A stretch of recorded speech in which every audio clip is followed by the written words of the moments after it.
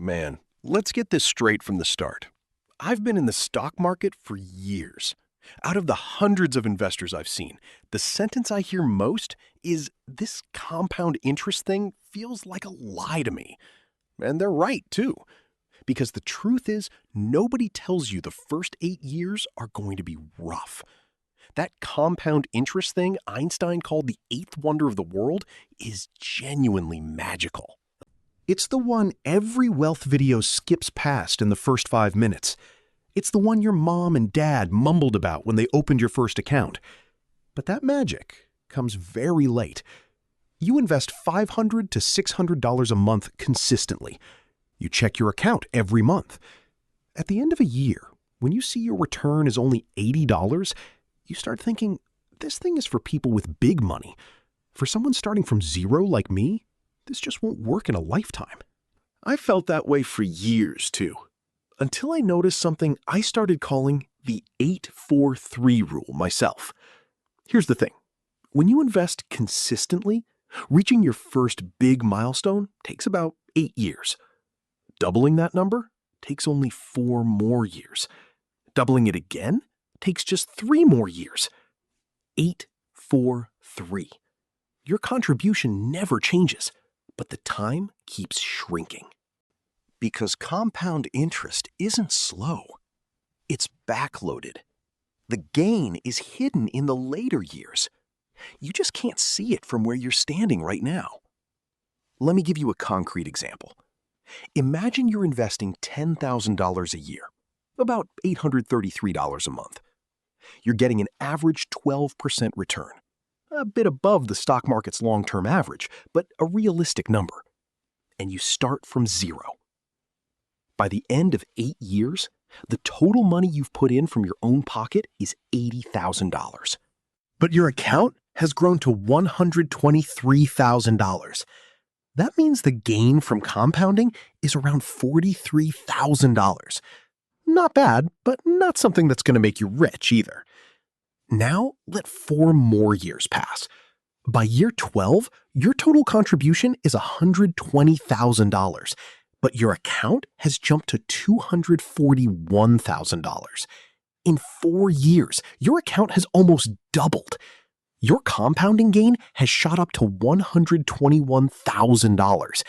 And for the first time, you're earning more than you're putting in yourself. I call this the crossover point. It's the moment your money starts working harder than you. Let 3 more years pass. By year 15, your total contribution is $150,000, but your account has reached $372,000. The value added to your account in the last 3 years is more than what was added in the first 8 years. Your contribution didn't change. Your return percentage didn't change. The only thing that changed was the size of the base that compound interest is building on. And that's the entire difference. The math behind this is simple. What we call an exponential curve looks flat at first, and then suddenly curves sharply upward. When you look ahead from year 3, you can't see that sharp curve because it's hidden beyond your horizon. Your brain extends the flat line it sees out to infinity and assumes it's going to stay this way forever. But you're wrong. In the early years, your own contribution outweighs the return. For example, if your account is $30,000 and you get an amazing 12% return, that's still only $3,600. The money you put in yourself is 3 times more than the return. That's why things feel like they're moving heavily, because you're doing the heavy lifting. In the middle stretch, your contribution and your return get close to each other. When your account is $100,000, you get a $12,000 return while you're also putting in $10,000. Now the money is working alongside you at roughly equal weight. In the next stage, the return completely outpaces your contribution. Once the account reaches $300,000, it generates $36,000 in returns. You're still putting in $10,000, but your money is now working 3 times harder than you. That's exactly why that stage feels explosive, because the sacrifices you made in the past are now paying off in a massive way. Let me tell you two real stories. Both started at the same age, and both invested the same amount each month. One was Emma, who started at 27. She invested $800 a month consistently. By the end of 8 years, at 35, her account had only climbed to $115,000.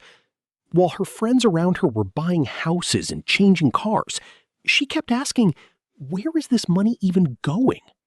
But because she'd read about it, she kept going.